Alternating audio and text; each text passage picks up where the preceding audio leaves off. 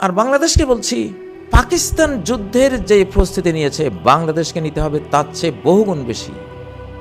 কারণ এটা একবারে প্রেডিকশনে আছে, ভারত ওখানে মার খাবেই, পশ্চিমে মার খাবে, পারবে না। যদিও কাশ্মীরে আগুন জ্বলবে, তারা জ্বালাবে, বোম্বিং করবে, অনেক কিছু করবে, পাকিস্তানও করবে, কিন্তু সেখানে টিকবে না। ফলে তারা আসছে পড়বে এই বাংলাদেশের দিকে। বাংলাদেশকে আরও ভয়াবহ প্রস্তুতি নিতে হবে। বাংলাদেশ এটা এটা এটা এটা ডিফেন্সিভ যুদ্ধের বেহেশত, প্যারাডাইস যে আমরা বলি, এখন আগ্রাসী হইতে হবে আমাদেরকে। শুধু ডিফেন্স করে ডিফেন্স ছিলাম অতীতে, এখন এই নিউক্লিয়ারের যুগে, ভয়ঙ্কর অস্ত্রের যুগে শুধু প্রতিরোধ করার মানসিকতা নিয়ে বসে থাকার সুযোগ নেই। প্রয়োজনে যখন দেখব যে তার মিসাইল আমার মাঝপথ পর্যন্ত এসে গেছে, আমি ছড়ে দেব, রেডি থাকতে হবে। ডিফেন্সও করব, ডিফেন্সিভ অফেন্সিভ দুইটাই এখন আমাদের ভূমিকা লাগবে। আমার শিরোনামটি আজকে দেখছেন, ওরে উদাসীন বেখবর ভারতগণ, সামনে কি তরফ দেখ। নতুন মায়াভরা পৃথিবী গড়ার খেলাফত আকাশ থেকে জমিনে অবতরণ করেছে। আমি বহুবার বলেছি বন্ধুরা আপনাদেরকে, 1924 সালে আল্লাহর সিস্টেমের শাসন ব্যবস্থা তুরস্ক থেকে বিদায়ের মাধ্যমে হারিয়ে গেছে, 100 বছরে ফেরত আসবে।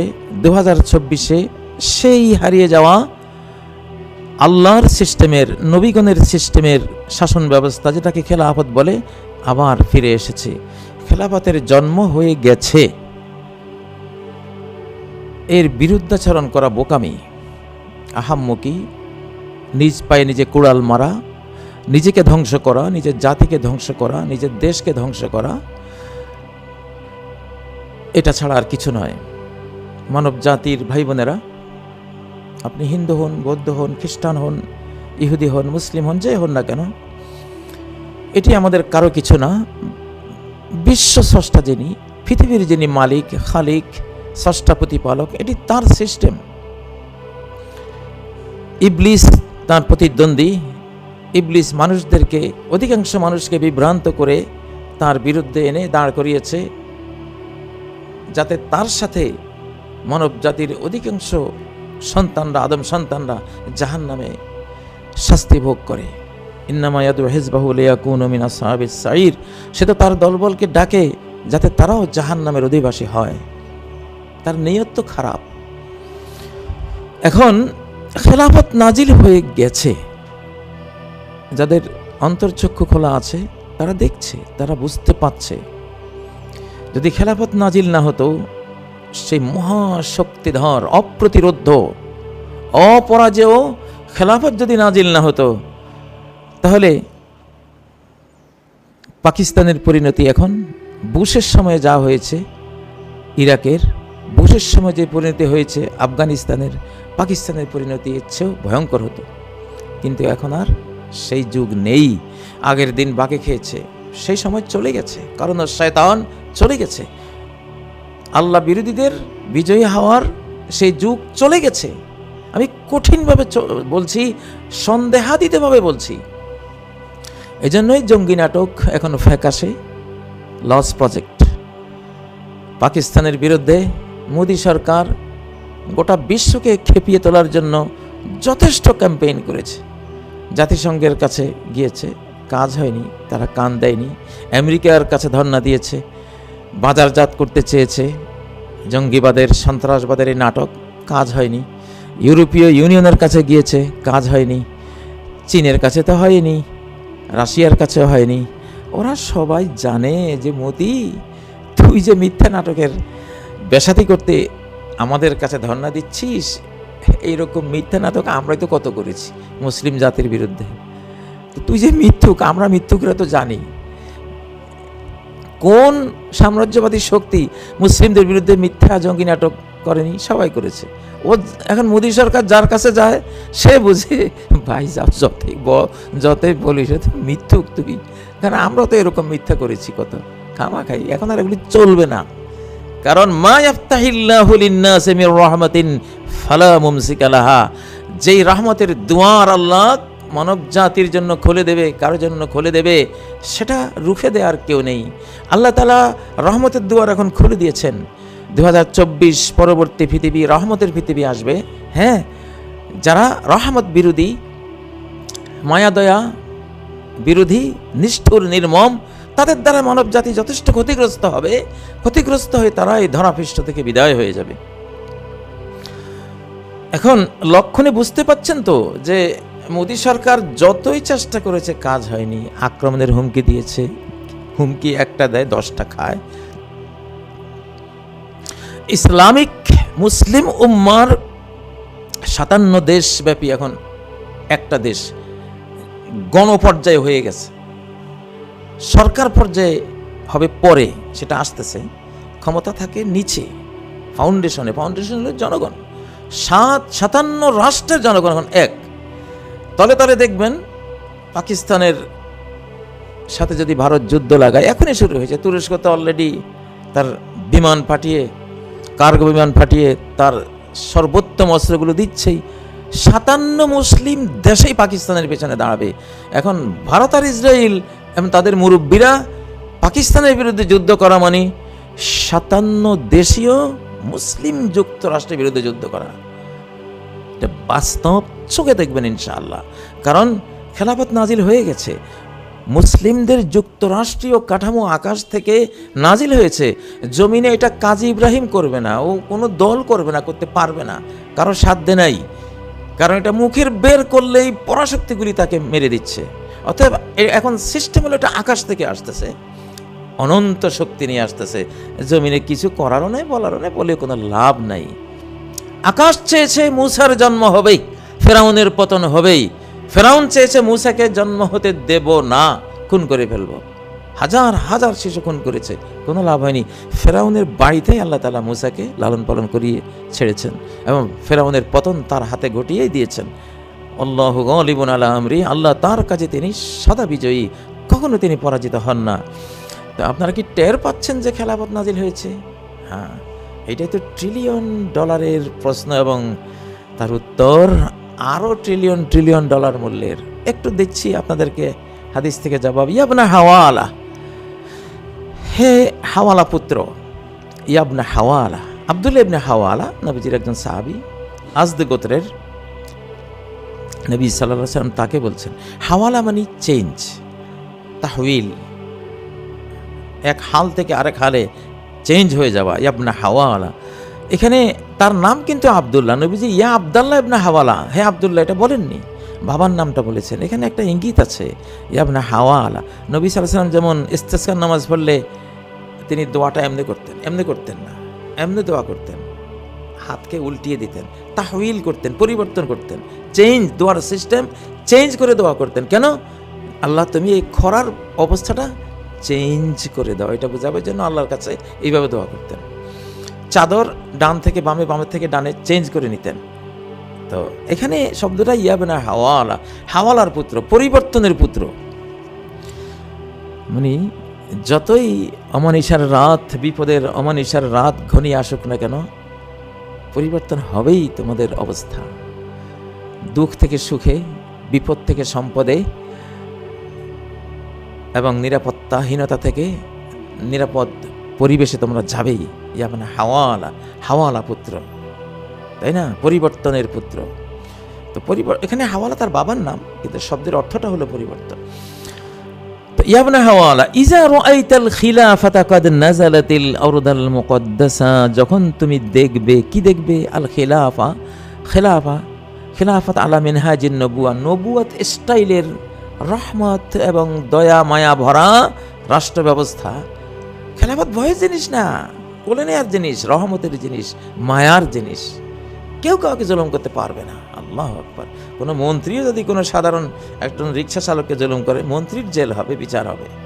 সেই ন্যায় বিচার, ন্যায় পরায়ণতার ওমরের শাসন, নবীজির শাসন, আবু বকরের শাসন, সেই ন্যায় পরায়ণতা, সেই রহমত, সেই মায়া দয়ার পৃথিবী, সেই মদিনার আনসার মুহাজিরদের সেই বিশ্ব মাতানো রেকর্ড গড়া সামাজিক মায়ার বন্ধনের একটা পৃথিবী, একটা যুগ এখন আসবে। এসে গেছে অলরেডি। 2024 5ই আগস্ট যখন বাংলাদেশ স্বাধীন হয় তখনই এর উন্মেষ, এর জন্ম হয়েছে শিশু খেলাফতের। তো নবুয়তের যেমন জন্ম হয়েছিল, কিন্তু বিশ্ব অল্প মানুষের টের পেয়েছে। প্রথমে ওরাকা ইবনে নওফল টের পেয়েছে, খাদিজা টের পেয়েছেন, আবু বকর টের পেয়েছেন, একটু একটু করে 12-13 বছরে হয়তো একটু সংখ্যা আরও বেড়েছে, পরে গিয়া বিপুল আকারে বেড়েছে। মোটামুটি একটা যুগ লেগেছে একটু ছড়িয়ে যেতে। তো খেলাফত যে নাজিল হয়েছে, নাজিল হয়ে গেছে, যারা দেখার তারা দেখতে পাচ্ছেন। ইয়াবনা হাওয়ালা ইজা রাআইতাল খিলাফা কাদ নাযালাতিল আরদাল মুকাদ্দাসা, পবিত্র ভূমিতে যখন খেলাফত আকাশ থেকে নাজিল হবে। নাজিল হওয়া মানে কি? যেমন ও আনজালনা মিনাস সামাই, আমি আকাশ থেকে নাজিল করেছি মা আন তাহুরা, পবিত্র পানি। তো পানি যে আমাদের এই গ্রহের না, ভিন্ন অনেক ঊর্ধ্বের কোনো গ্রহ থেকে পানি নাজিল হয়েছে। লোহার ব্যাপারে যেমন আল্লাহ বলেছেন আনজালনাল হাদিদ, আমি লোহা নাজিল করেছি। লোহা এই পৃথিবীর এই তাপমাত্রায়, এই গ্রহের তাপমাত্রায় সৌরজগতে লোহা তৈরি হওয়ার কোনো পরিস্থিতি নেই, পরিবেশ নেই। এটা কোনো সুপারনোভা বিস্ফোরণে এটা এই জগতের ঊর্ধ্বে, সৌরজগতের ঊর্ধ্বে কোথাও তৈরি হয়ে সেল আকারে পৃথিবীতে, ট্রিলিয়ন ট্রিলিয়ন সেল আকারে পৃথিবীতে প্রেরিত হয়েছে। তো আনজালনা বললে বুঝতে হবে যে এটা এখানে তৈরি হচ্ছে না, এটা উপর থেকে আসছে। তো ঠিক দেখুন কত বড় কথা, খেলাফত নাজিল হবে। এখন বাংলাদেশে কেউ খেলাফত আন্দোলন করলে তার বিরুদ্ধে যে লাভ নাই, এটা তার সাধ্যের বাইরের জিনিস। সে হয়তো বলতেছে খেলাফত মজলিস, খেলাফত আন্দোলন, এটা সেটা বলবে, বাট এই বলার দ্বারা কখনো পৃথিবীতে খেলাফত আসবে না। অতীতেও শতবর্ষ থেকে খেলাফত খেলাফত খেলাফত মানুষ বলতেছে, আসছে কি? আসেনি। এটা মানুষের শক্তির বাইরে, এটা আসবে আকাশ থেকে। সেই ইনফরমেশনটা আপনাদেরকে দিচ্ছি, আমেরিকাকে দিচ্ছি, রাশিয়া, ভারত, ইউরোপ, ইসরায়েল, সবাইকে দিচ্ছি। তোমরা তো ভয় পাচ্ছ, খেলাফত ভয় পেয়ে লাভ নেই। এটা আকাশের প্রোগ্রাম, উপর থেকে এই প্রোগ্রামটা করা হচ্ছে।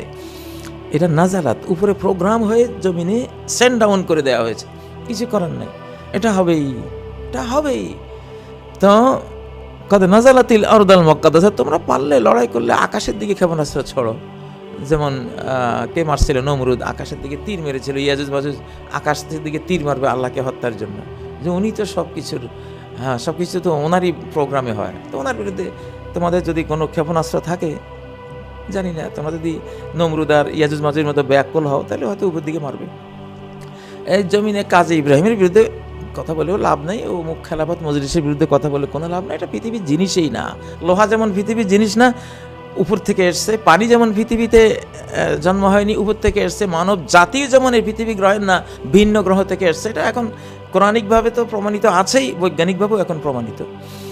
কারণ অ্যামাইনো অ্যাসিডগুলো, এগুলো ভিন্ন জগতের জিনিস। প্রাণ সৃষ্টির যথেষ্ট অ্যামাইনো অ্যাসিড এই পৃথিবীতেই নাই। যাই হোক, ইজা রাআইতাল খিলাফাতা কাদ নাযালাতিল আরদাল মুকাদ্দাসা, যখন খেলাফতকে দেখবা, কাদ নাযালাত, এটা সেন্ড ডাউন হয়েছে, অবতরণ হয়েছে কোথায়? ফিলিস্তিনে। তো খেলাফত এটা আকাশ থেকে নাজিল, এটা জমিনে তৈরি হয় না। জমিনে মারামারি করে কোনো লাভ নেই। এই যে জঙ্গিবাদ তোমরা বলো, জঙ্গিবাদ কেন বলো? কেন এই নাটক করো? যে ইসলামিক খেলাফতের কথা যে বলবে তারে জঙ্গি বলে দমিয়ে দাও, যাতে খেলাফত না আসে। এইটাই তো তোমাদের মূল উদ্দেশ্য। রোজা রাখলে তোমরা ইফতার করাও, আমরা জানি। হজ করতে গেলে ড্রেস দাও, হাজিদেরকে পানীয় পান করাও। ইবাদত করলে তোমার খেদমত যা লাগে সব দেবো, টাকা পয়সা সব দেবো। কিন্তু বাবারে যদি খালি বলো ইসলামী খেলাফত, তাহলে ক্ষেপণাস্ত্র রেডি। তা আসমানের মালিক কি জানে না যে এই জঙ্গি বা টেরোরিজম এগুলি কোন জিনিসটাকে রুখে দেওয়ার জন্য এসব নোংরা কথা তোমরা বলো? হ্যাঁ, গাট্টি গোট্টা লইয়া আমরা তাবলিগে গেলে তোমরা আরো টিকিট নিজের পকেটের পয়সা দিয়ে দিবা। যেই বলবো যে হ্যাঁ ইসলামী সাম্রাজ্য, যেই সাম্রাজ্য ভেঙে তোমরা 57 দেশ করে দিয়েছ, আমাদের ইসলামিক যুক্তরাষ্ট্র ভেঙে, তুরস্কের যুক্তরাষ্ট্র ভেঙে তোমরা কি করেছো? 57 টুকরা করে দিয়েছো, যাতে মুসলিম জাতির মাথা উঁচু করে দাঁড়াতে না পারে। সেই তো তোমাদের উদ্দেশ্য। যেন ওই কথা বললেই সে জঙ্গি, সে টেরর, এসব শয়তানি কথাবার্তা আর কতকাল এগুলো এখন চলবে না, এখন হাস্যকর।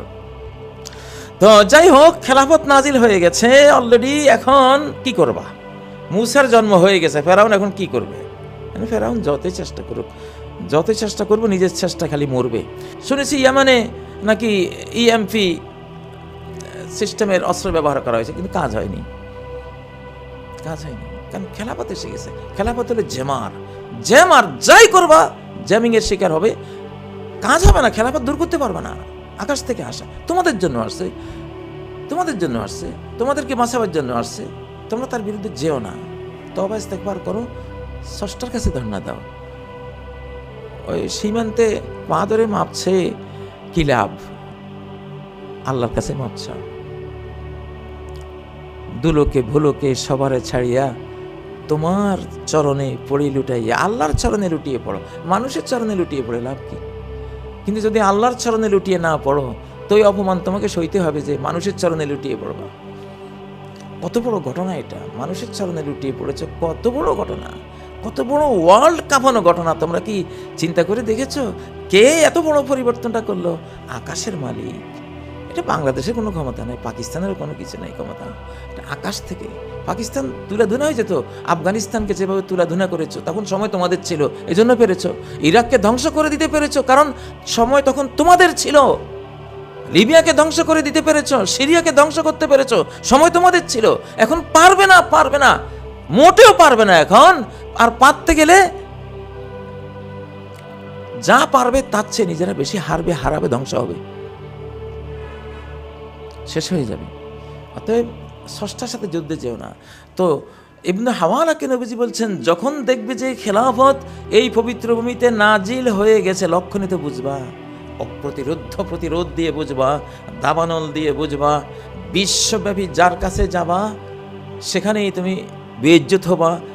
মুসলিম উম্মার বিরুদ্ধে যাই করতে যাবা, কেউ সায় দেবে না, এটা দিয়েও টের পাবা একটা কিছু হবে সামনে। খেলাফত নাজিল হয়ে গেছে, মুসলিম উম্মার মধ্যে তোমরাও আছো, তোমরা ইসলাম কবুল করো, মুসলিম উম্মা হয়ে যাও, আল্লাহর কাছে আত্মসমর্পণ করো। মানুষের কাছে তো নয়, তোমার স্রষ্টার কাছে তুমি আত্মসমর্পণ করে মুসলিম উম্মার অন্তর্ভুক্ত হও।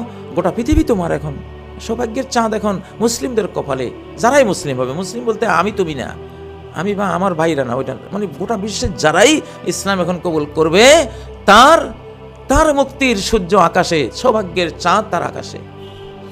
কারণ খেলাফত নাজিল হয়ে গেছে, বিশ্ব ব্যবস্থা ইসলামিক নাজিল হয়ে গেছে। চুনুপুটি, তুমি যতই শক্তিধর হও, আকাশের শক্তির সামনে তুমি চুনুপুটি, কিছুই করতে পারবে না এই খেলাফতের। তো খেলাফত নাজিল হয়ে গেছে, গোটা বিশ্বে ফিলিস্তিন কেন্দ্রিক যে আন্তরিকতা, তাদের জন্য যে সহমর্মিতা, যে সহযোগিতা, যে মানবিকভাবে তাদের পক্ষে সবাই দাঁড়িয়েছে, এটা আলামত যে তাদের সৌভাগ্যের সেতারা এখন আকাশে উঠে গেছে। তো এই খেলাফত নাজিল হলে তোমরা দেখবা, আরো বুঝবা কি দিয়া, ফাকাদ্দানাতিজ জালাজিল ওয়াল বালাবিল ওয়াল উমুরুল ইজাম। খেলাফত যখন নাজিল হবে দেখবা ঘন ঘন ভূমিকম্প আসতেছে না? হ্যাঁ, ভূমিকম্প আসতেছে, যে হ্যাঁ, ভূমিকম্প দিয়ে সিগন্যাল দেওয়া হচ্ছে খেলাফত এসে গেছে, বান্দারা সাবধান, খেলাফতের বিরুদ্ধে গন্ডগোল করবি, তলিয়ে দেব, ঘুরিয়ে দেব, তোর বহুতল ভবন সুদ্ধা গোরস্থান বানিয়ে দেব। এটা খেলাফত রক্ষার জন্য জালজালা আসতেছে। ফাকাদ্দানাতিল জাল, সিরিজ ভূমিকম্প। হ্যাঁ, বাইনা ইয়াদাই সাআতি মাওতানুন শাদীদ সুম্মা বাদা যালিকা সানাওয়াতুজ জালাজিল। কিয়ামতের আগে বিশাল কঠিন মহামারী আসবে, করোনা মহামারী এসে গেছে। এরপরে হলো সানাওয়াতুজ জালাজিল, ভূমিকম্পের কতগুলো বছর আসবে। ভূমিকম্প দিয়ে খেলাফতকে বোঝানো হচ্ছে, সেভ করার সিগন্যাল দেওয়া হচ্ছে, সাবধান হও, নাহলে আরো বড় শাস্তি আসবে। ওয়াল বালাবিল, এবং বালাবিল আসবে। বালাবিল কি? আল হুমুম ওয়াল আহজান, টেনশন, ডিপ্রেশন, অশান্তি। নেতানিয়াহু অশান্তি, মোদি সাহেবের অশান্তি, ওনাদের মুরব্বীদের খুব অশান্তি। কি করা যায়? কোনো মতেই তো রোখানো যাচ্ছে না। এই দিক দিয়ে রোখাইলে ওই দিক দিয়ে মেরে দেয়, ওই দিক দিয়ে গেলে এই দিক দিয়ে মেরে দেয়। আর যাবো কোন দিকে? টেনশন, ডিপ্রেশন, ওদের ঘুম নাই। এইটা আসবে না? আবার এদিকে পারমাণবিক যুদ্ধ আসতেছে, আমাদেরও টেনশন, সাধারণ জনগণেরও টেনশন, মুসলিম অমুসলিম সবারই টেনশন। এখন বিশ্বব্যাপী ডিপ্রেশন, টেনশন ছড়িয়ে যাবে। মহামৃত্যুর ভয়ে এগুলি ছড়াবে, ছড়াচ্ছে না।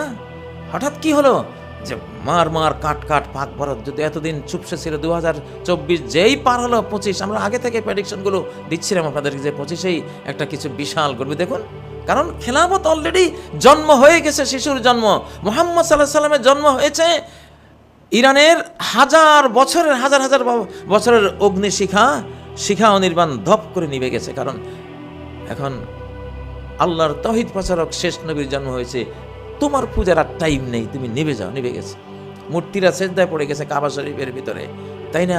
কত ঘটনা। আব্রাহা এসেছিল নবী জন্মের 55 দিন পরে, আবাবিল ঝাঁকে ঝাঁকে পাখি এসে তাকে নাস্তানাবুদ করে দিয়েছে। কত ঘটনা ঘটেছে। তো ঠিক এখন শেষবারে আবার সেই নবুয়তি স্টাইলের বিশ্ব সিস্টেম, শাসন সিস্টেম খেলাফত নাজিল হয়েছে। এই জন্য ভূমিকম্প আসবে, ওয়াল বালাবেল টেনশন ডিপ্রেশন গোটা বিশ্বব্যাপী আসবে, ওয়াল উমুরুল এজাম বিশাল বিশাল ঘটনা দুর্ঘটনা ঘটবে। সূর্য পশ্চিম থেকে উঠে আসবে, তারপর দাব্বাতুল আরদ আসবে, দাজ্জাল আসবে, সারা বিশ্বের আকাশ ধোঁয়ায় আচ্ছন্ন হয়ে যাবে, এগুলো আসবে। ইয়াজুজ মাজুজ আসবে, কত ওই যে 10টা বড় বড় উমুরে এজাম আছে সেগুলি আসবে, আরও অনেক সিরিজ বড় বড় ঘটনা দুর্ঘটনা বিপর্যয়ের পর বিপর্যয় আসবে। ওয়াসসাআতু ইয়াউমাইযিন আকরাবু মিনান নাস মিন ইয়াদি হাযিহি মিন রাসিক। আর কিয়ামত তখন মানুষের কতটা কাছে, যে হে ইবনে হাওয়ালা, আমার এই হাত, নবীজি মাথায় হাত দিয়ে বলছেন, আমার এই হাতটা তোমার মাথার যত কাছে, কিয়ামত তখন মানুষের তত কাছে। এই হাদিসটি আলবানী সহিহ আল জামের মধ্যে বর্ণনা করেছেন আব্দুল্লাহ ইবনে হাওয়ালা থেকে, হাদিস নম্বর 7838। হাদিসটি সহিহ। আবু দাউদ এটি বর্ণনা করেছেন 2535 নম্বর হাদিস হিসাবে। মুসনাদে আহমদে হাদিসটি বর্ণিত হয়েছে 22487 নম্বর হাদিস হিসাবে। ইমাম বাইহাকি দালাইলুন নবুয়ার 6ষ্ঠ গ্রন্থে 326 পৃষ্ঠা 28 পৃষ্ঠায় হাদিসটি বর্ণনা করেছেন। হাদিসটি একেবারে বিশুদ্ধ হাদিস, কোনো সন্দেহ নেই। এই জন্য বন্ধুরা, এখন যে যাই করো, খেলাফত নাজিল হয়ে গেছে। ধীরে ধীরে সময় লাগবে, 12 বছর লাগবে, 13 বছর লাগবে, 15 বছর লাগবে, আরও লাগবে।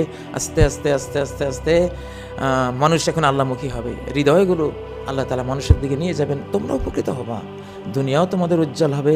হিন্দু, বৌদ্ধ, খ্রিস্টান, ইহুদি, মুসলিম, আমি সবাইকে বলছি, সৃষ্টিকর্তার সাথে সন্ধি করে নাও ভাইয়েরা।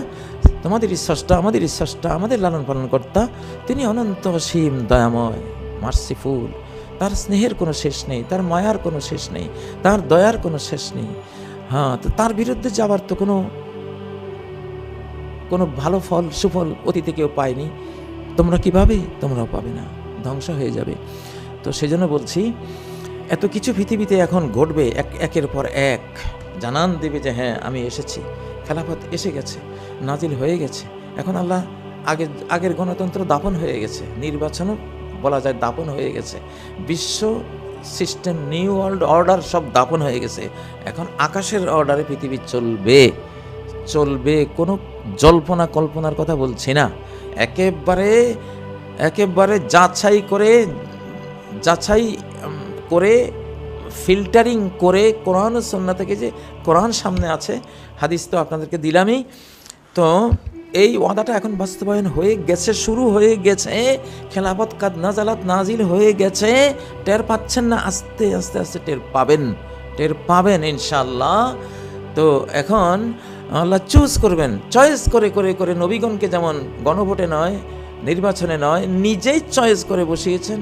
এখন থেকে যারা বিশ্ব চালাবে, বাংলাদেশ চালাবে, চয়েস করে আল্লাহর মনোনীত বান্দাদেরকে আল্লাহ বসিয়ে দেবেন, তারা আসবে ইনশাআল্লাহ।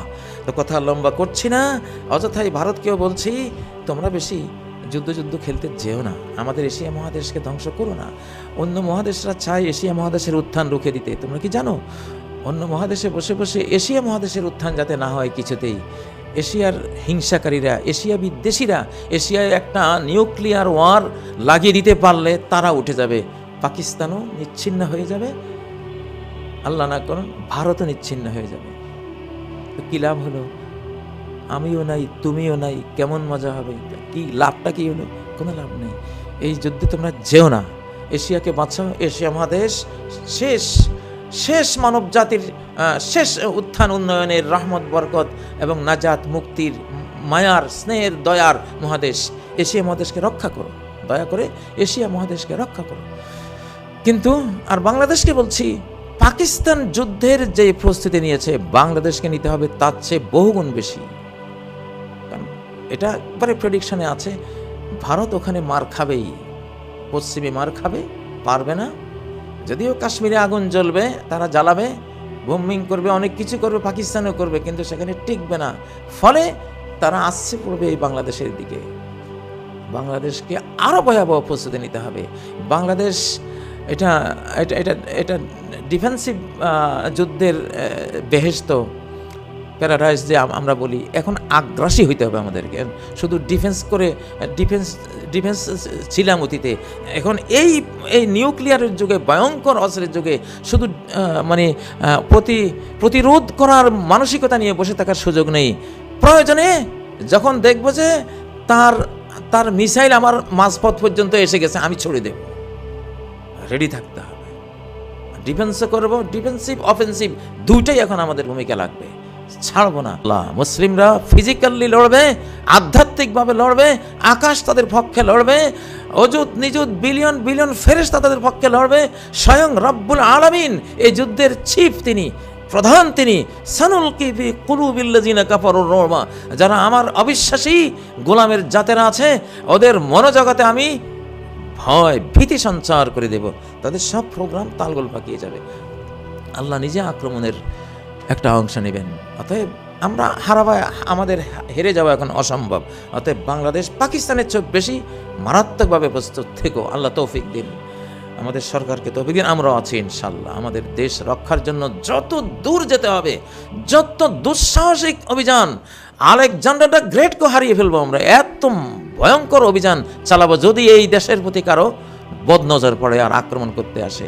সে কল্পনাই করতে পারবে না যে কি হবে তার পরিণাম। ইনশাআল্লাহ তার দেশ খান হয়ে যাবে, ইনশাআল্লাহ বাংলাদেশ টিকে থাকবে। আল্লাহ, বাংলাদেশ জিন্দাবাদ, অখণ্ড বাংলাদেশ জিন্দাবাদ, স্বাধীন সার্বভৌম বাংলাদেশ, নিরাপদ বাংলাদেশ, সুখী সমৃদ্ধ নিরাপদ বাংলাদেশ জিন্দাবাদ জিন্দাবাদ। সুবহানাকাল্লাহুম্মা ওয়া বিহামদিক, আশহাদু আল্লা ইলাহা ইল্লা আনতা আস্তাগফিরুকা ওয়া আতুবু ইলাইক। আসসালামু আলাইকুম ওয়া রাহমাতুল্লাহি ওয়া বারাকাতুহু।